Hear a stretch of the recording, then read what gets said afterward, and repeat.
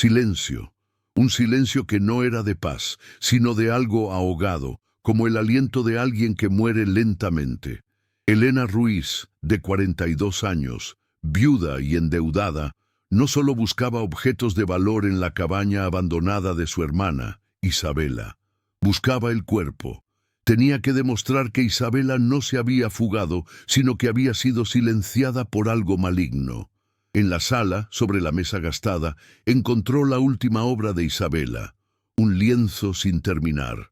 No era una pintura de flores ni de nopales, sino un autorretrato. Los ojos de la figura eran blancos y vacíos, pero lo que heló a Elena hasta el alma fue el detalle más cruel. La boca de la figura estaba cosida con un hilo grueso de lino, y la aguja de ganchillo de Elena, esa que usaba para coser la ropa de su hijo, estaba clavada en la frente de la figura. Los gritos escondidos de Oaxaca no se escuchan, se sienten, y estaban a punto de desgarrar el corazón de Elena. Había un silencio en la casa de Elena Ruiz, un silencio más pesado que el aire denso de Oaxaca al mediodía, y en él se anidaba el verdadero terror. No el silencio de la paz, sino ese silencio profundo de quien ya ha llorado tanto que las lágrimas se secaron y ahora solo queda el alma adormecida, vacía. Corría el año de 1998 y la vida, que nunca había sido generosa con Elena, ahora le cobraba un precio altísimo por respirar. La pérdida de su única hermana, Isabela, tragada por un misterio helado, y la deuda que crecía como mala hierba en el umbral de su puerta. A sus 42 años, con la piel marcada por el sol inclemente de la vida y la mirada de quien conocía la verdadera cara de la desesperación, Elena era el último pilar de su pequeña familia, un pilar que temblaba bajo el peso de cada nuevo día, sosteniendo el futuro del pequeño Miguel, su hijo de 10 años, que preguntaba todos los días por la tía Isa. Se sentía invisible para el mundo, una mujer a la que la soledad le había robado el nombre y dejado solo la carga de una viuda pobre. El barrio de Jalatlaco, en Oaxaca, donde Elena vivía, era un mapa de contradicciones, cerca de la belleza colonial del centro, pero lejos de su prosperidad, un lugar donde las casas de adobe parecían encorvarse de cansancio bajo el calor, y los chismes viajaban más rápido que el viento frío de la sierra. Era allí donde la pobreza tenía la dignidad de quien trabaja la tierra, pero también la fragilidad de un cristal que puede romperse en cualquier momento bajo la presión del acreedor. Con cada día que pasaba, el miedo a ser desalojada le oprimía el pecho a Elena, un miedo físico que le robaba el sueño y el poco apetito que le quedaba. La presión no venía solo de los hombres de traje que tocaban a su puerta, sino de las miradas de juicio de los vecinos que susurraban sobre la mala suerte de su familia y se preguntaban qué habría hecho Isabela, la hermana artista y soñadora, para desaparecer de esa manera.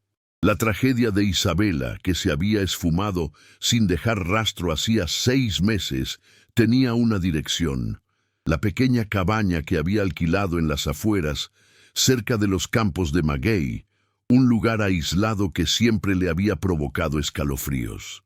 Elena había ignorado los miedos de su hermana, llamándola exagerada, por sentir que el lugar estaba vivo, con un dolor antiguo, y esa culpa, silenciosa y corrosiva, era su peso más insoportable. Ahora el desalojo era inminente, y lo único que podía salvar su propia casa era lo que estuviera escondido en la cabaña de Isabela. La decisión era dolorosa, pero impostergable, un acto de desesperación. Necesitaba entrar en ese lugar sombrío, revolver las pertenencias de su hermana y encontrar algo de valor, un anillo, un lienzo, cualquier cosa que pudiera vender para ganar unos días más de vida para ella y Miguel. La cabaña estaba a unas leguas de allí, al final de un camino de tierra que parecía tragar la luz. Elena la veía en su mente, una construcción de madera oscura, con un olor fuerte a humedad e incienso quemado. que Isabela usaba para ahuyentar las sombras. Era un lugar que palpitaba con una energía extraña, y la última vez que Elena estuvo allí, sintió una opresión en el pecho que la hizo huir sin mirar atrás. Pero ahora, la supervivencia hablaba más fuerte que el miedo, y ella se aferraba a la idea de que necesitaba buscar la conexión con su hermana, entender qué la llevó a desaparecer, y quién sabe, encontrar una pista que la liberara de la carga de no saber si Isabela estaba muerta o solo perdida en algún lugar. La verdad dolía, pero la incertidumbre la estaba matando. La noche cayó sobre Oaxaca con la lentitud de un castigo, y el olor a tortillas quemadas en la calle no podía ahogar el olor a melancolía que emanaba del alma de Elena. Besó a su hijo, que dormía un sueño pesado e inocente, y se prometió a sí misma que haría lo que fuera necesario para protegerlo, incluso si eso significaba ir sola al encuentro de un fantasma. Su obstinación, su única arma, era el motor que la impulsaba hacia el peligro. Era una mujer de pocas palabras, pero de acciones resueltas, y sabía que la única manera de vencer la invisibilidad era mostrarle al mundo y a sí misma que su lucha por su familia era más fuerte que cualquier miedo o maldición.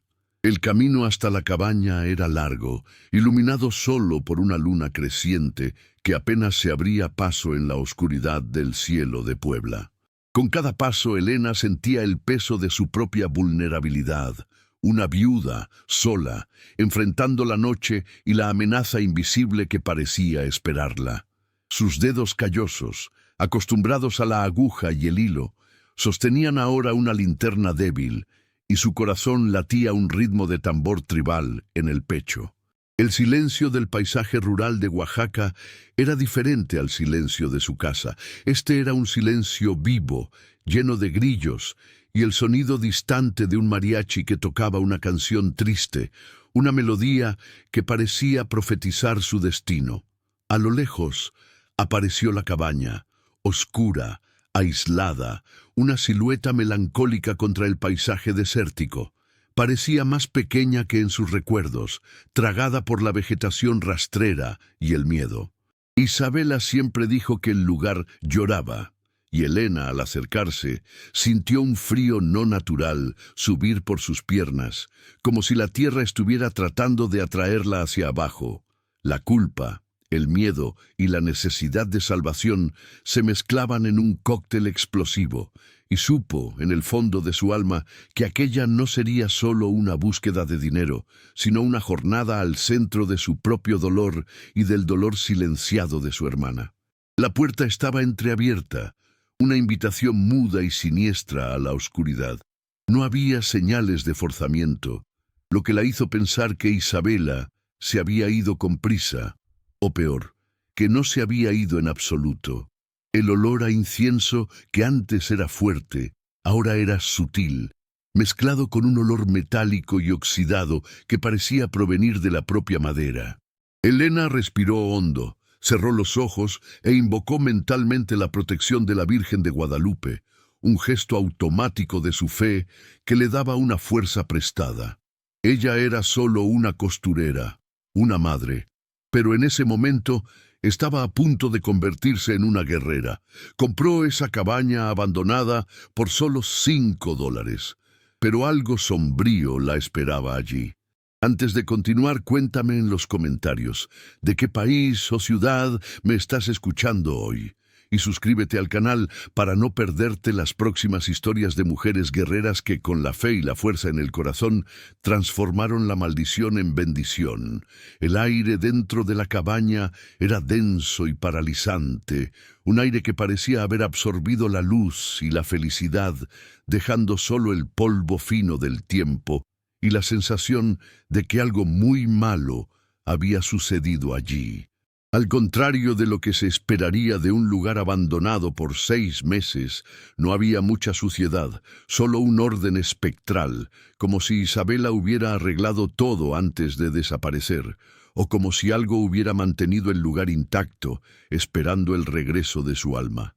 Elena encendió la linterna y la luz débil danzó por las paredes de adobe, revelando telarañas en las esquinas y los muebles sencillos de su hermana, una cama de hierro forjado, una mesa de madera gastada donde Isabela solía pintar y una estantería llena de libros de arte y santos patronos, todos mirando a Elena con ojos de papel y yeso, cómplices silenciosos de la tragedia. Elena sintió el peso de aquel ambiente en sus hombros, como si la propia cabaña estuviera suspirando bajo una carga invisible, un dolor ancestral de la tierra de Oaxaca. Era un lugar de aislamiento físico y emocional, construido en un área árida, en las afueras de la ciudad, donde las montañas parecían observarlo todo con indiferencia y el viento arrastraba el polvo del desierto, mezclado con el olor persistente a incienso de copal quemado. La soledad del paisaje era un reflejo de la soledad que Elena llevaba en su pecho desde la muerte del marido, y ahora, con la ausencia de Isabela, se veía sola en 1998, atrapada entre el pasado de dolor y el futuro incierto, una costurera cuyas manos callosas eran el único escudo contra la miseria. Su historia era la historia de muchas mujeres en el México rural, marcada por la lucha constante contra la escasez, el chisme y la invisibilidad. Elena se había casado joven, perdido a su marido por una enfermedad repentina y se vio sola para criar a su hijo y cuidar de su hermana, Isabela, que, aunque adulta, era el alma sensible y soñadora de la familia, siempre al margen del mundo. Se había acostumbrado a ser la fuerte, la práctica, la que no podía derrumbarse. Pero esa fuerza tenía un costo. Se había vuelto emocionalmente adormecida. Su mayor dolor era la culpa por no haber notado el sufrimiento silencioso de Isabela, por haberse concentrado tanto en la supervivencia que ignoró el miedo en los ojos de su hermana. Isabela, la artista, siempre le contaba sobre los susurros de la cabaña, sobre la sensación de que no estaba sola y que el dolor de la tierra la estaba llamando. Elena, práctica y realista, siempre le rebatía con argumentos sobre la mala iluminación y el exceso de imaginación. Ahora, en aquel silencio sepulcral, se preguntaba si su hermana no habría tenido razón todo el tiempo. La cabaña, con su arquitectura sencilla de rancho colonial, con sus ventanas pequeñas y el techo de tejas rojas, parecía cargar 1000 años de sufrimiento. Un lugar donde las emociones más fuertes de quienes allí vivieron se habían fijado como una tinta invisible, esperando a una víctima. El silencio era interrumpido por el único sonido que ella podía escuchar, el ritmo de su propio corazón, que latía con la urgencia de quien está a punto de descubrir algo terrible. Comenzó la búsqueda de los objetos de valor, revolviendo los cajones, sintiendo la textura áspera de la madera antigua bajo sus dedos. Encontró pinceles, tubos de pintura seca, algunos cuadernos con anotaciones y una pila de tortillas duras en el armario, pero nada que valiera lo suficiente para pagar el alquiler atrasado. La frustración era un veneno amargo en su boca, y la invisibilidad de su esfuerzo la golpeaba como un puñetazo. Nadie vería el sacrificio que estaba haciendo, pero todos verían su derrota. En el centro de la sala principal, la luz de la linterna reveló, una vez más, el autorretrato inacabado de Isabela, la imagen de la boca cosida. Elena sintió el horror helarle los huesos, pero la visión de la aguja de ganchillo clavada en la frente de la figura la golpeó con un terror personal. Era la aguja que ella usaba para remendar la ropa de Miguel. Aquel objeto, que simbolizaba su lucha y su amor por su hijo, estaba siendo usado como un instrumento de tortura. La entidad estaba enviando un mensaje claro y cruel. Conocía el punto débil de Elena, el único pilar que la sostenía, y estaba usando su propia bondad contra ella. «No manches», pensó Elena. En la esquina, cerca de la chimenea de piedra, había una tabla de madera que parecía más suelta que las demás, desplazada. Elena dudó, sintiendo el olor a incienso quemado y metal oxidado intensificarse allí, un olor que no era de esta época. Era un olor a abandono y a algo que había sido ocultado durante mucho tiempo. La tabla era vieja, gastada, y parecía haber sido recolocada de forma apresurada. Sus manos callosas la tocaron con reverencia, y sintió una vibración, un calor extraño que irradiaba de la madera. Era como si la tabla estuviera tratando de alertarla, susurrando un secreto ancestral de la tierra de Oaxaca, un secreto que no quería ser descubierto. La luz de la linterna reveló entonces un trozo de tela atrapado bajo la tabla, una pequeña cinta roja que ella reconoció inmediatamente. La cinta que Isabela usaba para sujetar sus largos cabellos oscuros mientras pintaba. La visión de aquel objeto insignificante la golpeó con la fuerza de una revelación. Su hermana no había huido. Había sido obligada a salir, o peor, a quedarse. La culpa, que era solo un murmullo, se transformó en un grito mudo en su pecho, y supo que tenía que levantar aquella tabla, no por dinero, sino para buscar la verdad sobre Isabela, y tal vez la redención para sí misma, costara lo que costara. Órale, con un esfuerzo que le costó cada gramo de su fuerza, logró levantar la tabla. Lo que se reveló no fue un agujero en el suelo, sino una escalera de piedra gastada que descendía hacia la oscuridad absoluta. Era un sótano escondido, un cuarto que ella nunca supo que existía. La escalera parecía haber sido construida hacía siglos, y la promesa de un misterio sombrío flotaba en el aire. La respiración de Elena se volvió superficial y rápida. La escalera era un portal para el dolor, y sentía que al descender estaría entrando de lleno en la locura que había consumido a su hermana y la había alejado. La fe en Dios y en la providencia era la única ancla que le impedía huir de aquel lugar de luto. Estaba a punto de tomar la decisión más peligrosa de su vida, la decisión de ir tras la verdad, incluso si ésta la destruía. Lo que la esperaba en el sótano no era un tesoro, sino una revelación, una entidad que se alimentaba del dolor y del silencio, manifestándose a través de los gritos escondidos que aún no podía escuchar con los oídos, pero sentía en el alma. La valentía no era la ausencia de miedo, sino la acción a pesar de él, y Elena, viuda y costurera de Oaxaca, estaba a punto de convertirse en una mujer valiente, una que enfrentaría la oscuridad por amor a su hijo y a la memoria de su hermana, porque la familia era su único tesoro. La escalera de piedra era fría y húmeda, y el olor a tierra mojada y metal oxidado proveniente del sótano era casi sofocante, un olor que remitía a siglos de abandono y dolor. Elena descendió despacio, el corazón latiendo desbocado, la linterna temblando en sus manos callosas. Cada paso en la piedra gastada era un eco en la oscuridad, alertando a lo que quiera que estuviera allí abajo. El sótano era pequeño, claustrofóbico, con paredes de piedra oscura que parecían sudar y una sensación de que el aire estaba más denso allí abajo, pesado con el silencio de años, un silencio que, paradójicamente, parecía gritar.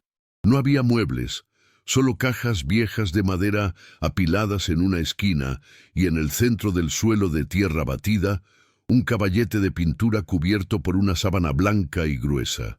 Era el rincón de trabajo secreto de Isabela. El evento incitante, el detonante que la empujó a la oscuridad, no fue la escalera o el sótano, sino la visión de la aguja de ganchillo clavada en el cuadro, una señal de que la entidad conocía a su hijo.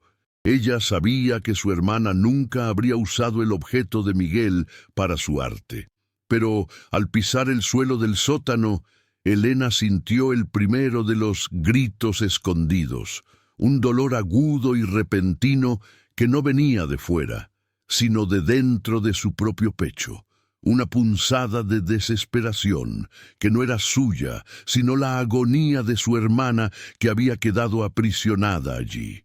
Era como si la emoción de Isabela, el miedo, la agonía, se hubiera fijado en el aire y la cabaña fuera el receptáculo de aquel sufrimiento no resuelto que ahora buscaba un nuevo cuerpo.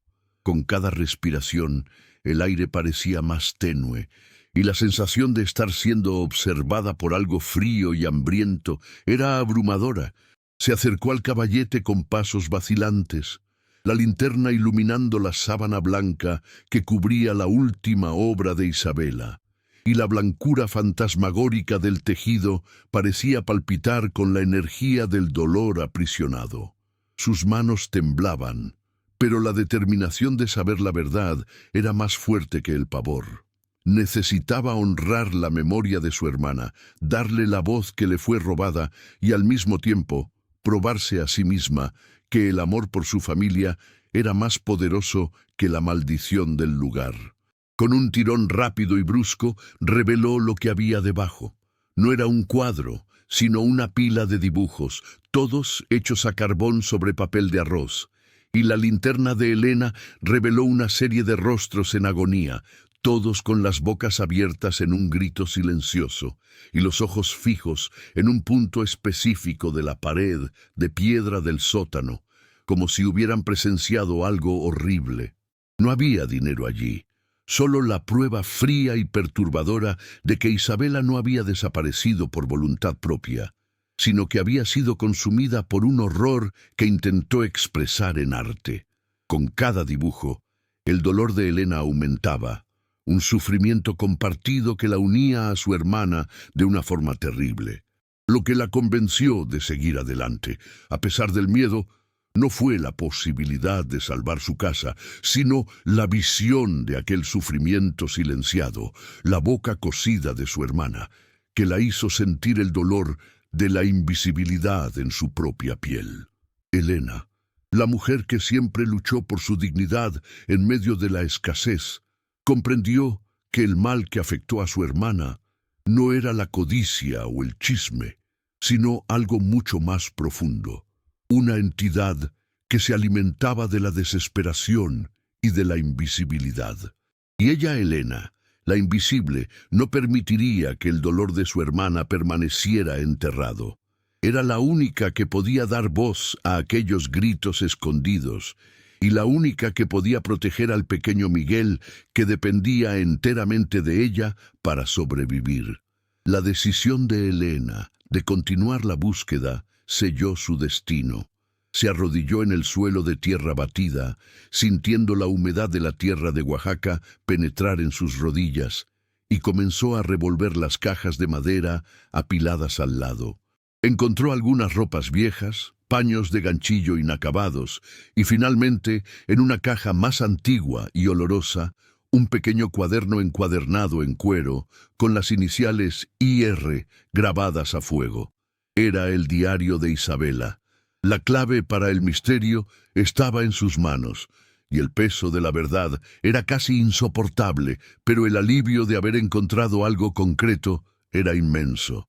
Al abrir el diario, la primera página la golpeó con la fuerza de un rayo. La caligrafía frenética de Isabela, hablando sobre el miedo creciente, la sensación de estar siendo observada y los gritos que la paralizaban, que le impedían hablar, que la transformaban en una estatua de miedo. Su hermana no se había fugado, estaba siendo cazada. El terror estaba allí, escrito en líneas desesperadas que Elena leía con el corazón en la garganta, sintiendo la conexión psíquica con el sufrimiento de Isabela. Aquel diario era el último suspiro de un alma en agonía, y Elena sabía que, al leerlo, estaría exponiéndose al mismo peligro, pero el amor fraternal le impedía detenerse. El diario detallaba los hábitos de la entidad, el mal silencioso, que se alimentaba de emociones no expresadas y que había elegido la cabaña, construida sobre un antiguo lugar de luto, como su nido. Isabela describía a la entidad como una sombra que quería robar su voz, y la última entrada era un garabato desesperado, indicando el punto exacto del sótano donde el horror se concentraba, la pared donde todos los rostros de los dibujos estaban fijados. El relato le daba a Elena una nueva comprensión de la lucha de su hermana, una lucha que ella había ignorado, y la culpa pesaba en su pecho como una piedra de obsidiana. Elena necesitaba salir de aquel sótano, volver a la luz y a la seguridad de su casa, pero la curiosidad y el amor por su hermana eran anclas más fuertes que el miedo. Sostenía el diario como si fuera el último objeto sagrado de la familia, y prometió a la Virgen de Guadalupe que no lo soltaría hasta descubrir la verdad. La cabaña, con sus muros de piedra y su atmósfera pesada, parecía cerrarse sobre ella, y la linterna comenzó a parpadear, una señal sutil, pero aterrorizante, de que su presencia no era bienvenida y que la entidad invisible se estaba acercando, atraída por el miedo y el dolor que ella exhalaba, confirmando que su hermana tenía razón. Aguas. La última frase de la página que leía era una pista y una advertencia escrita en letras casi ilegibles. Se alimentan del silencio. Quieren mi grito, pero lo pinté. La cabaña, el sótano, el diario, todo estaba conectado, y Elena estaba en el centro de la telaraña. Se levantó, tambaleándose, y subió la escalera de piedra, llevándose consigo el diario de su hermana. No había encontrado dinero para pagar la deuda, pero había encontrado una verdad más valiosa y más peligrosa. La tensión era palpable, y Elena supo que la lucha por la supervivencia de su familia ahora era una lucha por la liberación del alma de su hermana. El mal estaba suelto, y la única arma de Elena era la fe y la determinación. Al subir las escaleras del sótano, Elena sintió un alivio momentáneo al regresar al piso principal de la cabaña, pero el alivio fue pronto reemplazado por una sensación de vulnerabilidad aún mayor, como si la oscuridad del subsuelo se hubiera pegado a su piel. Estaba sosteniendo la prueba del sufrimiento de Isabela, y el diario parecía irradiar una energía fría, como si el dolor de su hermana se hubiera materializado en sus manos. El aire de la sala principal, que antes parecía menos denso que el del sótano, ahora se volvía pesado y pegajoso, cargado con el olor persistente a incienso viejo y metal oxidado, un olor a muerte y abandono que la hacía querer huir desesperadamente de aquel rancho aislado. Las primeras anomalías comenzaron discretamente, como susurros al límite de la audición, ruidos que parecían venir de las paredes, el sonido seco de una piedra rodando en el techo de tejas o el leve arrastre de algo invisible por el suelo de madera. Elena intentó ignorarlos, atribuyéndolos al viento o a los ratones que siempre habitaban ranchos abandonados de ese tipo en las afueras de Oaxaca, pero sintió algo que la hizo detenerse. En su mente surgió repentinamente la imagen vívida de su hijo, Miguel, solo en casa, y el miedo la golpeó con la fuerza de una ola helada. No era un pensamiento racional, sino una inyección de pánico descontrolado, uno de los gritos escondidos que la entidad usaba para manipular a sus víctimas. La entidad no necesitaba voz, usaba la culpa y el miedo de la propia Elena. El agua negra que había visto antes en el sótano había reaparecido en la sala de estar, escurriendo por debajo de la puerta principal, un charco oscuro y viscoso que parecía palpitar.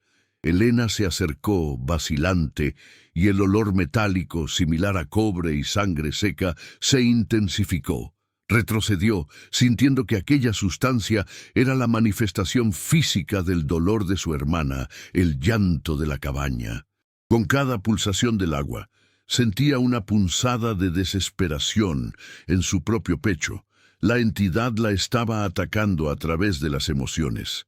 La tensión aumentó cuando la linterna de Elena comenzó a parpadear frenéticamente, transformando la sala en un juego de luces y sombras, donde el mobiliario parecía moverse y las sombras cobraban formas amenazadoras. Fue entonces cuando vio los ojos nuevamente, pero esta vez no estaban en el cristal de la ventana, sino en el autorretrato de Isabela, la figura de la boca cosida. Por un instante aterrador, Los ojos blancos y vacíos de la figura parecieron llenarse de una oscuridad sin fondo, fijándose en Elena con una malevolencia fría, y escuchó, en su mente, la palabra Miguel, susurrada con escarnio. Elena, la mujer práctica y de fe inquebrantable, comenzó a dudar de su propia cordura. Sería el cansancio, el luto, la presión de la deuda lo que la estaba haciendo ver fantasmas. Tomó el diario, que ahora parecía quemarle en las manos, y se obligó a leer la siguiente página, buscando confirmación o refutación de su miedo.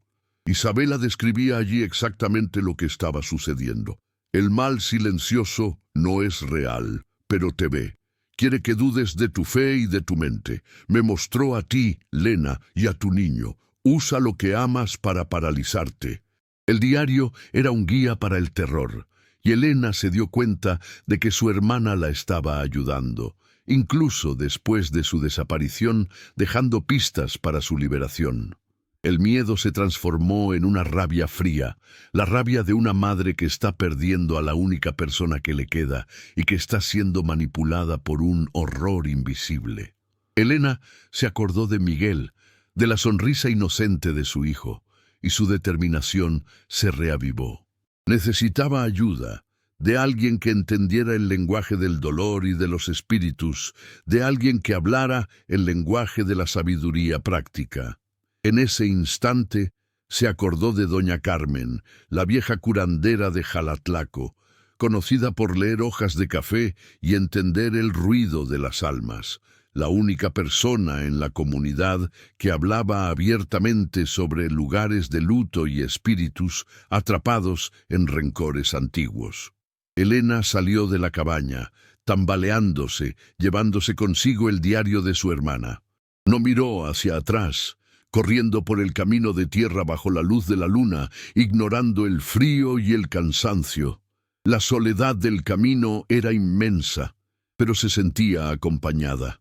La entidad estaba en su cabeza, y el sufrimiento de Isabela estaba en su corazón, y sabía que tenía que llegar a la curandera para salvar a su hijo. A lo lejos, las campanas de la iglesia de Jalatlaco sonaron 3 veces. Un sonido pesado y lento que parecía un lamento y al mismo tiempo una llamada. Elena aceleró el paso, sintiendo la esperanza renacer en su pecho, una esperanza frágil pero real, anclada en la sabiduría antigua y en la fe de su pueblo, que nunca desampara a una mujer guerrera. Era una mujer de fe, pero ahora necesitaba sabiduría práctica para vencer lo invisible. La curandera sería el puente entre el mundo de los vivos y el mundo del dolor de su hermana, la única que podría descifrar el misterio del diario y salvar el alma de Isabela y, consecuentemente, la suya. Cuando Rosa escuchó aquel llanto proveniente del sótano de la hacienda, supo que no estaba sola en aquel lugar. ¿Y tú, qué habrías hecho en su lugar? Si tuvieras que elegir entre la salvación de tu casa y la verdad sobre un ser querido, ¿cuál elegirías? Déjalo en los comentarios y comparte tu experiencia. Doña Carmen vivía en una casita humilde al final de Jalatlaco, rodeada de plantas medicinales, colgantes de hierbas secas y un olor fuerte a incienso de copal y tierra quemada. Un santuario de sabiduría ancestral en medio del pueblo mexicano. Cuando Elena llegó, jadeante y pálida, la curandera, una mujer vieja con el rostro marcado por el tiempo y los ojos de un brillo asombroso, ya la esperaba. Estaba sentada a la mesa con una taza de atole humeante en las manos, y su mirada se fijó directamente en el diario de Isabela que Elena sostenía. «Trajiste su dolor, Elena», dijo doña Carmen, su voz ronca como el viento en la montaña, pero sorprendentemente acogedora. El mal silencioso está hambriento y sintió el olor de tu culpa y de tu miedo, y ahora sabe el camino hacia tu niño. Elena se desplomó en la silla, llorando lo que no había llorado en meses, contando la historia de los gritos escondidos, de los dibujos perturbadores, del sótano y de la boca cosida, sintiendo un alivio inmenso al compartir la carga con alguien que la comprendía. Doña Carmen escuchaba con la cabeza baja, removiendo las hojas de café en la taza, revelando un conocimiento ancestral que iba mucho más allá de la sabiduría popular del pueblo. Confirmó los miedos de Elena. La cabaña estaba en un lugar de luto, lugar de sufrimiento, un punto en la tierra donde las emociones más fuertes, la desesperación, la pérdida, la traición, se habían fijado en el suelo a lo largo de siglos, creando una entidad que se manifestaba a través del sufrimiento no resuelto y que se nutría del silencio. «Esa entidad no es un fantasma, mi hija», explicó la curandera, encendiendo una rama de ruda que soltaba un humo amargo, purificador, que olía a esperanza. «Es el dolor concentrado que toma forma y se alimenta de tu silencio, del silencio de tu hermana, del silencio de todos los que sufrieron sin gritar. Tu hermana intentó darle voz a su dolor a través del arte, pero la entidad la silenció y la consumió. Necesita ser liberada, y el silencio que tú llevas es lo que le impide descansar». La sabiduría de doña Carmen era práctica y aterradora, ligando el sufrimiento sobrenatural a la carga emocional de Elena, mostrando que la sanación vendría por el perdón. La entidad no quería solo robar la paz de Isabela, quería robar la cordura de Elena y, lo más cruel, atacar a su hijo, Miguel. Doña Carmen tomó las cartas de tarot, aquellas cartas antiguas y gastadas que parecían contar la historia de toda Latinoamérica, y reveló que el peligro se estaba intensificando. El mal no puede tocar lo que es puro, pero puede manipular lo que es tuyo, Elena. Tu hijo es tu punto débil, y él lo sabe, pero tiene la protección de San Miguel. Tienes que ir allí y quemar su silencio. Tienes que liberar el grito. La revelación la golpeó como un trueno, pero ahora tenía un plan, un camino hacia la justicia. De vuelta a la cabaña, el aire estaba aún más pesado, y el olor a metal oxidado era insoportable. Pero Elena ya no sentía el miedo paralizante, solo una determinación fría de madre. Elena, armada con un escapulario de San Miguel Arcángel, que la curandera le había dado, y la determinación de proteger a su hijo, entró nuevamente, con el diario en la mano. Fue entonces cuando la amenaza se manifestó físicamente, de forma sutil, pero aterrorizante. La aguja de costura, aquella que ella usaba para coser el futuro de su hijo, reapareció clavada en el marco de la puerta, un aviso final de que el peligro estaba al acecho, listo para invadir su vida. La visión fue clara y proyectada en su mente. La entidad estaba probando que podía invadir su casa, su corazón y atacar lo que ella tenía de más sagrado, su hijo. Ya no se trataba de dinero o deuda, se trataba de vida y muerte, luz y oscuridad, y la fe de Elena sería puesta a prueba, pero ella tenía la sabiduría de doña Carmen. Se acordó de las palabras de la curandera. Tienes que enfrentar tu propio dolor, Elena. Tienes que perdonarte por el silencio y luego liberar el grito de ella para que el mal pierda el poder. La única manera de proteger a Miguel era confrontar al mal silencioso en su lugar de luto. La cabaña comenzó a temblar y las sombras en las paredes cobraron forma, alargándose y distorsionándose, moviéndose hacia Elena con una velocidad asombrosa, como un depredador hambriento que finalmente acorrala a su presa. El olor a incienso quemado y cobre era abrumador, y la entidad parecía estar manifestándose como una nube de oscuridad que intentaba envolverla, asfixiarla con los gritos escondidos que ahora invadían su mente como 1000 agujas.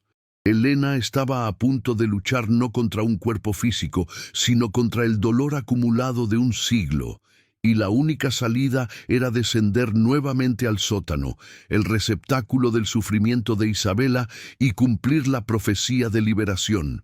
El sótano estaba más frío y oscuro que nunca, un pozo de silencio y terror que parecía succionar toda la luz y esperanza.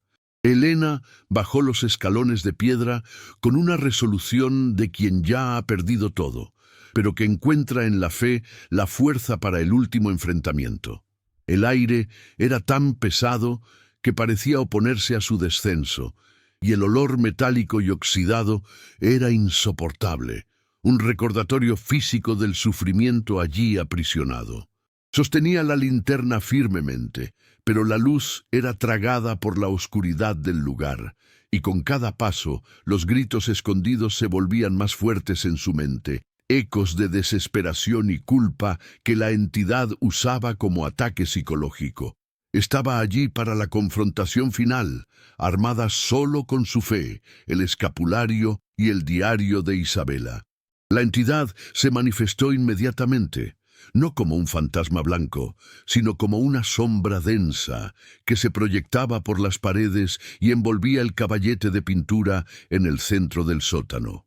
Era el dolor concentrado de un lugar de luto, la acumulación de sufrimientos no resueltos de generaciones que habían muerto en silencio y ahora buscaban venganza. La sombra comenzó a hablar, pero no con una voz, sino con los pensamientos más crueles y acusatorios de Elena. Eres culpable, Elena. Ignoraste su miedo. La dejaste sufrir en silencio para salvar tu propia vida. No mereces a tu hijo, no mereces la paz. Dame tu grito y tendrás el fin del dolor. Elena apretó los dientes y se acercó al caballete, donde el cuadro de Isabela estaba ahora, bajo la sombra que lo protegía. No era el autorretrato con la boca cosida que había visto antes, sino la versión final, un cuadro de una belleza aterrorizante. Era el rostro de Isabela en agonía, pero la boca estaba abierta, gritando, y el dolor parecía saltar del lienzo en colores vibrantes. Era el trabajo final de su hermana, el último grito que la entidad intentó aprisionar.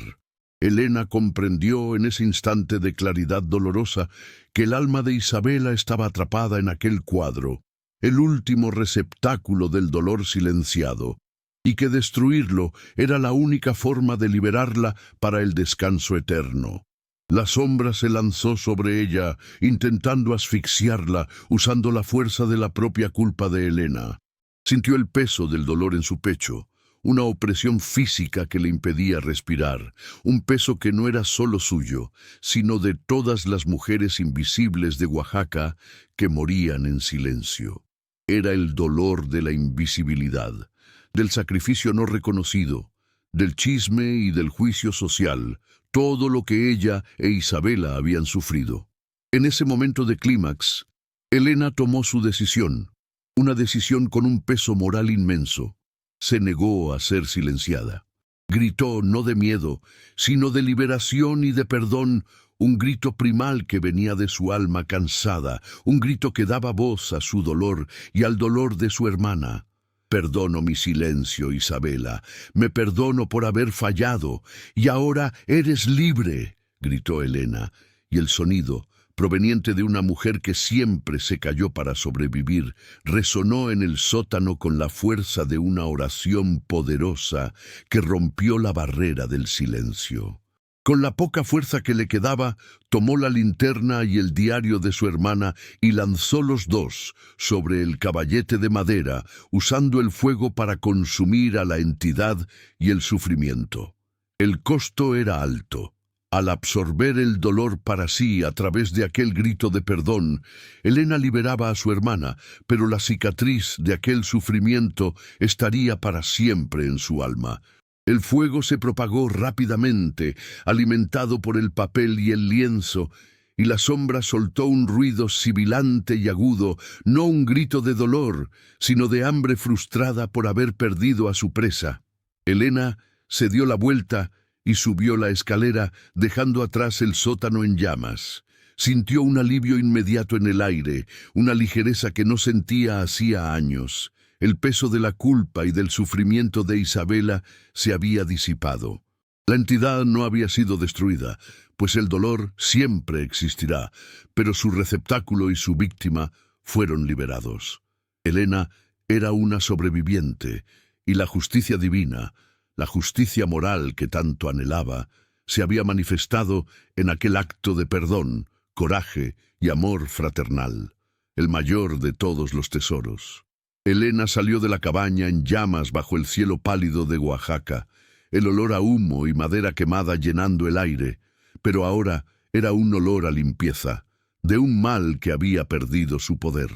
El diario y el cuadro habían sido consumidos, y con ellos la entidad había perdido su ancla y su poder de silenciar. Ya no sentía el dolor excruciante de los gritos escondidos, solo un cansancio profundo y la paz silenciosa de quien cumplió una misión sagrada, honrando la memoria de su hermana. Isabela estaba libre, y la verdad sobre su desaparición, aunque terrible, había sido revelada y cerrada por la acción valiente de una mujer sencilla que se atrevió a gritar donde todos se callaban. Al darle la espalda a la cabaña, que ahora era solo una ruina humeante, Elena sintió la necesidad de un último gesto de conexión con su hermana, una confirmación de que su fe había sido recompensada. Se acercó al árbol más antiguo del rancho, un maguey retorcido, y en el suelo, bajo las raíces gruesas, encontró una Biblia antigua, con las páginas amarillentas, el único objeto que resistió al fuego de la purificación. La abrió, y en su interior encontró un sobre sellado. No era una fortuna, sino una pequeña suma en pesos mexicanos, lo suficiente para pagar lo esencial y ganar tiempo para rehacer su vida con dignidad y mantener a su hijo seguro. Era el último regalo de Isabela, la prueba de que la bondad, incluso en medio del terror, siempre deja un rastro de esperanza para quien es digno. Elena se mudó de la cabaña y con la ayuda de doña Carmen encontró un nuevo propósito, anclado en su sabiduría práctica.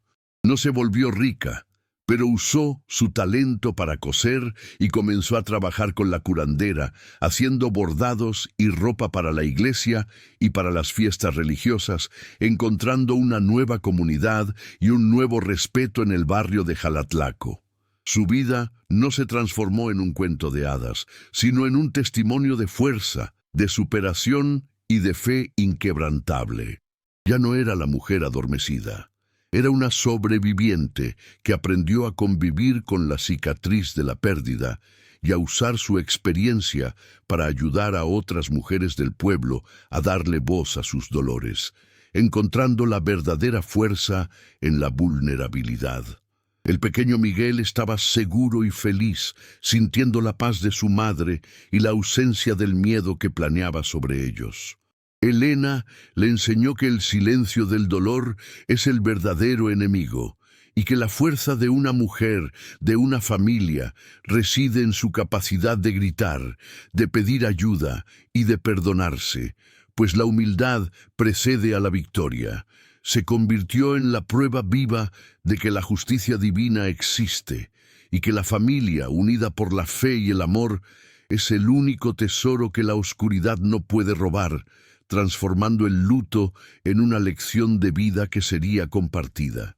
La lección moral era clara y profunda, y resonaría en el corazón de todas las mujeres que la escucharan. La verdadera liberación no viene de luchar contra los fantasmas, sino de dar voz a los que fueron silenciados, comenzando por nosotras mismas. La bondad de Elena, su obstinación en proteger a su hijo y la fe en Dios la guiaron a través de la oscuridad y el miedo. No necesitó riqueza para vencer al mal silencioso, necesitó coraje moral para enfrentar la culpa. Su historia se convirtió en un susurro de esperanza, contado en secreto entre las mujeres de Jalatlaco, una historia de una costurera viuda que transformó la maldición de la cabaña en una bendición de libertad, probando que el bien siempre triunfa. ¡Qué padre! El misterio de la cabaña continuó, pues el dolor siempre dejará marcas en la tierra. Pero ahora era solo una historia de advertencia y no una trampa, pues la entidad debilitada solo podía alimentarse de aquellos que eligieran el silencio. La bondad, la fe y la fuerza de la familia de Elena vencieron el mal. Y con la lección aprendida pudo finalmente volver a coser, con la aguja firme, las manos callosas y el corazón en paz, un ejemplo de mujer guerrera para su hijo y su comunidad. La bondad y la fe no nos libran del sufrimiento, pero nos dan la fuerza para gritar contra la oscuridad. Y tú, amiga mía, ¿cuál es el grito escondido que necesitas liberar hoy para encontrar tu paz? Si esta historia tocó tu corazón, compártela con alguien que necesite escuchar que hacer el bien vale la pena y que Dios no desampara a sus hijos. Y suscríbete para continuar esta jornada conmigo.